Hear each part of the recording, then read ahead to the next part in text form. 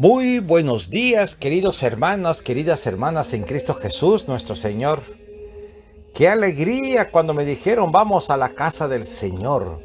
Aunque aparentemente no estamos en el templo, pero la iglesia que está dentro de nosotros está viva y ansiando muy pronto encontrarnos con el amado. Vuelvo a decir, bienvenidos una vez más a este su programa de realmente acerca de la moción del Espíritu Santo que estamos realizando. Hoy vamos a discernir lo que son los carismas del Espíritu Santo. Y realmente es muy interesante ir descubriendo cómo es posible esos carismas lleguen a perpetuarse en nuestras vidas.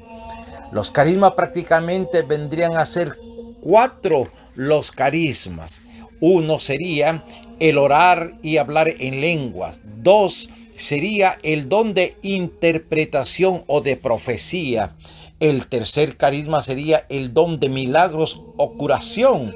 Y por último, en el cuarto sería el carisma del discernimiento.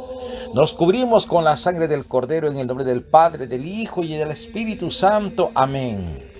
Y pedimos la moción del Espíritu que esté con nosotros para poder realmente discernir de acuerdo a la voluntad del Señor. Oremos. Ven, Espíritu Santo, llena los corazones de tus fieles y enciende en ellos el fuego de tu amor. Envía tu Espíritu, Señor, y renueva la faz de la tierra. Oh Dios, que llenaste los corazones de tus fieles con la luz del Espíritu Santo, concédenos que, guiados por el mismo Espíritu, sintamos con rectitud y gocemos siempre de tu consuelo. Por Jesucristo nuestro Señor. Amén, y así sea. Como siempre, a mí me gusta poner una anécdota para poder entender y comprender las circunstancias de lo que vamos a analizar esta vez acerca de los carismas. Y la anécdota lleva por título El carisma de un monje. Y dice la historia así. Nuestra Señora, con el niño Jesús en sus brazos, decidió bajar a la tierra y visitar un monasterio. Orgullosos, todos los sacerdotes formaron una gran fila y cada uno llegaba a la Virgen para rendirle su homenaje. En el último lugar de la fila había un monje, el más humilde del convento, que nunca había aprendido los sabios textos de la época.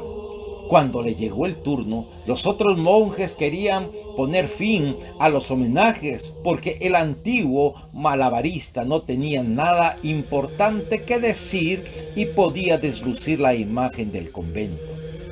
Avergonzado, sintiendo las miradas reprobadas de sus hermanos, sacó del bolsillo unas naranjas y empezó a lanzarlas al aire haciendo malabarismo, que era lo único que sabía hacer. Fue en ese instante cuando el niño Jesús sonrió y comenzó a batir palmas desde los brazos de Nuestra Señora. Y fue para este monje que la Virgen extendió los brazos, dejándole que se estuviera un rato en los suyos al divino niño. ¡Qué gran lección, querida familia! Porque vamos a ir descubriendo luego que quien nos concede la gracia, la sabiduría, es el propio Espíritu de Dios. Por eso nunca hay que opacar ni desmerecer los valores de los hermanos que van en el caminar del encuentro con al Señor. Ya hemos hablado de modo como el Espíritu Santo va conduciendo y dinamizando a la iglesia. Un modo muy concreto de hacerlo es ir suscitando en los fieles los últimos carismas que a la vez contribuirán a la edificación de la misma iglesia. Podemos decir que los carismas son dones permanentes o transitorios del Espíritu Santo que se concede para la edificación del cuerpo de Cristo según las necesidades concretas. Como vemos, queridos hermanos, dice para necesidades concretas de la comunidad cristiana y la capacidad de cada persona. También lo podríamos definir en una forma sencilla como las manifestaciones particulares del Espíritu Santo en la formación y actividad de la iglesia. San Pablo es el más relieve, ha dado a conocer en estos capítulos 12, 13 y 14 de la primera carta a los Corintios.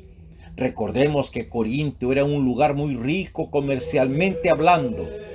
Y como en toda ciudad rica, se mezclan cosas buenas con vicios y errores que tocan el conocimiento y la conducta. Pablo considera que esos fieles de Corinto todavía estaban inmaduros de la fe y por eso los orienta y corrige sobre algunos desvíos. Por ejemplo, sobre la atracción que algunos sienten por las doctrinas gnósticas, donde confunden la verdad con lo esotérico. Los reprende por tolerar en la comunidad a un incestuoso o permitir la prostitución y el libertinaje sexual. Igualmente, la facilidad con que participaban en la idolatría. Con estos desvíos, queridos hermanos, hermanas, corrige el error de confundir los dones del Espíritu Santo con los arrebatos de los dioses paganos. Por eso utiliza los tres capítulos de 1 de Corintios 12, 13 y 14 para distinguir los verdaderos dones y carismas del Espíritu Santo.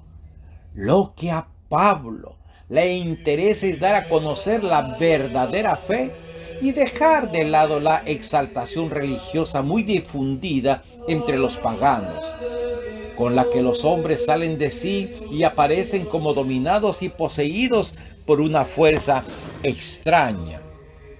Él quiere quitar todo tipo de desviación pagana y que los cristianos vivan y conozcan los verdaderos dones y los carismas. Por eso da varios criterios para mirar su legitimidad.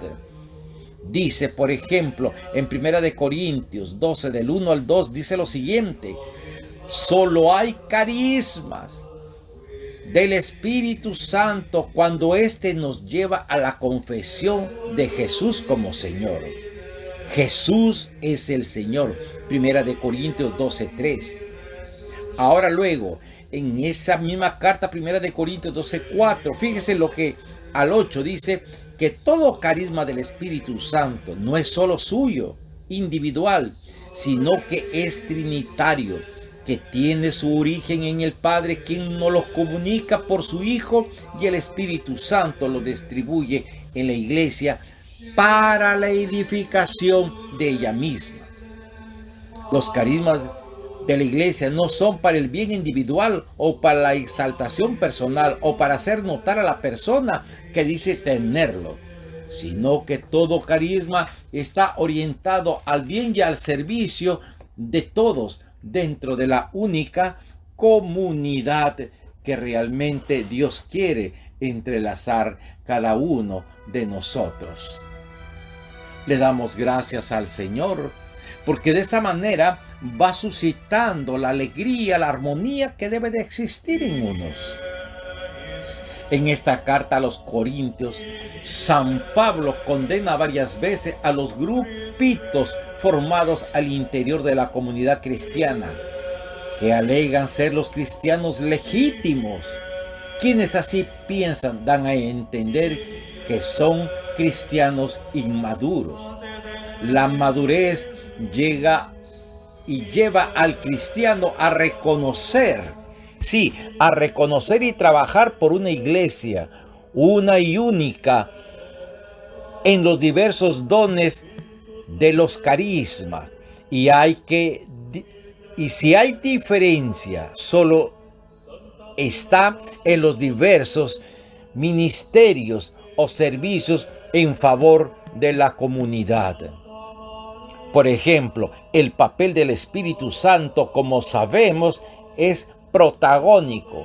Veamos, por ejemplo, realizó la encarnación, ungió a Cristo cuando éste fue bautizado en el Jordán, descendió sobre los apóstoles, nada menos que en Pentecostés.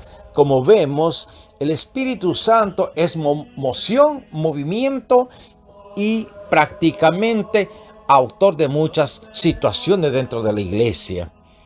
Asiste a los apóstoles y a la iglesia en la expansión de la misma. El Espíritu Santo es el autor también de los dones, de los carismas y de los distintos ministerios. Hay que distinguir bien entre los carismas y la gracia. Este último suele comprender todos los dones de Dios, incluidos los carismas. Como les decía, los carismas son dones y gracia más particulares concedidos a cada cristiano para el servicio o ministerio de la comunidad. Carisma se suele identificar con cualquier actuación del Espíritu Santo en la iglesia. Todo carisma lo da el Espíritu Santo como Él quiere, pero siempre para el bien de todos, es decir, para la construcción de la comunidad de la iglesia. Por ejemplo, donde nosotros tenemos que entrar en la razón es en el primer carisma, que es el de orar y hablar en lenguas. Lo primero que debe dejarse establecido es que los carismas extraordinarios no son dones privilegiados, regalos o distinciones que se les da a algunos por su santidad, no, querida familia, o por la vida de entrega, no. Cuando estos se dan, siempre están ordenados para el bien de la comunidad y como su nombre lo indica, no se dan siempre o en el momento que nosotros lo deseamos. Esto significa que no podemos manipularlos a nuestro capricho. Por ejemplo, si se da el don de lenguas en una reunión o comunidad, tiene que haber ahí alguien que tenga el carisma de la interpretación, porque el don de lenguas no es un don para que alguien haga un figureo espiritual, sino si el Espíritu lo regala es porque quiere dar un mensaje de salvación para la comunidad o bien quiere edificarla en un aspecto de la fe. Y para eso es necesario que alguien lo interprete. Pero, ¿qué es el don de lenguas? Podemos decir que es un signo que expresa el deseo, el anhelo profundo de todo el ser del hombre de alabar, de glorificar, de dar gracias a Dios más allá de lo que puede con lengua propia. Es el esfuerzo, según Karl Barth, para expresar lo inexpresable. El don de lengua no es en sí un medio de comunicación normal, sino que expresa la relación con Dios. En el tiempo de los apóstoles, esta era una señal de la venida del Espíritu Santo para fortalecer la fe y la consagración hacia el Señor. Este don es una realidad en la iglesia y nadie debe menospreciarlo, pero tampoco nadie debe poner de relajo. Por eso no se debe usarse al margen de la iglesia, porque su finalidad es contribuir a la unidad, comunión y edificación de la iglesia. El don de la interpretación o de profecía, que es otro hermoso don. El don de profecía está relacionado con la identificación y la edificación de la iglesia, porque los profetas ven las cosas que otros no alcanzan a ver y contemplan las cosas envueltas en el misterio de la fe. Por tanto, el don de interpretar como el don de profecía están llamados a clarificar la acción del Espíritu Santo. Comunidad eclesial, su papel es anunciar, exhortar y corregir todos los miembros de una congregación. No es cuestión de amonestar, meter miedo con mensajes apocalípticos o de imponer criterios personales, sino de comunicar con claridad el mensaje divino a todas las personas. El don de milagros, que es el tercer carisma. También es importante, querida familia, no perder de vista que tenemos que ver los carismas a la luz de la fe. Si los consideramos así, entonces no veremos estos como algo fuera de este mundo, ni los andaremos buscando como algo sensacional, porque quien entiende su fe la vive en la vida diaria de un modo normal. Por ejemplo, ¿qué es más extraordinario? ¿La recuperación de la vista o la conversión al Señor? Naturalmente, que nos impacta más el que un ciego comience a ver, que el que estaba muerto por el pecado ahora vuelva a la vida de la gracia. Por eso se recomienda primero la curación moral e interior antes de la curación física. Nosotros vemos que es el mismo Señor que curó a tantos físicamente. Lo primero que le decía era: tu fe te ha sanado. Era la fe lo que infundía. Los milagros son también expresiones del poder de Jesús y de su amor que quiere salvar a todos. Mediante este Jesús desarraiga y quita del corazón humano los perjuicios, dolencias y esclavitudes para dejar a la persona libre para poder amar. El don de curación y milagro requiere la fe, y cualquiera que la tenga puede hacer la misma obra que el Señor. ¿Usted la tiene? El carisma de discernimiento. El don de discernimiento está muy ligado al don de la profecía. No debe ser considerados separados e independientes. Es un don que nos permite penetrar y conocer desde la fe que lo que está sucediendo viene de Dios y sirve para la edificación de la iglesia. Pero el discernimiento se debe atender a varios elementos. Ver los frutos que se están produciendo, su aporte para la edificación de la iglesia, la seguridad del anuncio, el testimonio evangélico. El discernimiento es transitorio, fugaz y limitado. Sin embargo, querido hermano, tiene una gran importancia al interior de la iglesia. Pero recordemos que el discernimiento como carisma no es algo que se aprende como una fórmula, sino que es una experiencia de gracia que se aplica para la edificación de la iglesia y el bien de la misma. Es un don que todos debemos pedir y ejercer, porque nos ayudará mucho a permanecer en lo que Dios quiere de nosotros y no hacer lo que me gusta o me conviene. Por supuesto que el discernimiento requiere de un clima adecuado que podemos resumir en esta forma. Para vivir esta experiencia y ejercer este carisma es necesario un clima de paz, compasión, mansedumbre, caridad, misericordia y servicio para la gloria de Dios y de los hermanos, los hombres. Qué gran alegría es sentirnos cuando alguien tiene esas gracias, esos carismas especiales. Pero no es para sentirse orgullosos, sino para darle gloria a Dios. Porque en cada acción, a quien se le debe dar el honor y la gloria es a Dios mismo. Por eso le pido a mi Señor que cuando lleguemos a Pentecostés, realmente Él regale sus gracias, sus dones y sus carismas a las personas que realmente le van a servir con una profundidad de entrega y de sacrificio. Pido a mi Dios que desde las alturas, queridos hermanos, nos envíe una rica y abundante bendición. Y lo hacemos en el nombre del Padre, del Hijo y del Espíritu Santo. Amén. Les habló un amigo, un hermano, un siervo del Señor, César Coronado, de la Iglesia de Madre de Cristo, del Ministerio Católico de Evangelización, Oasis de la Arquidiócesis de Miami. Paz y bien, en el nombre del Señor. Bendito y alabado sea tu santo nombre. Amén.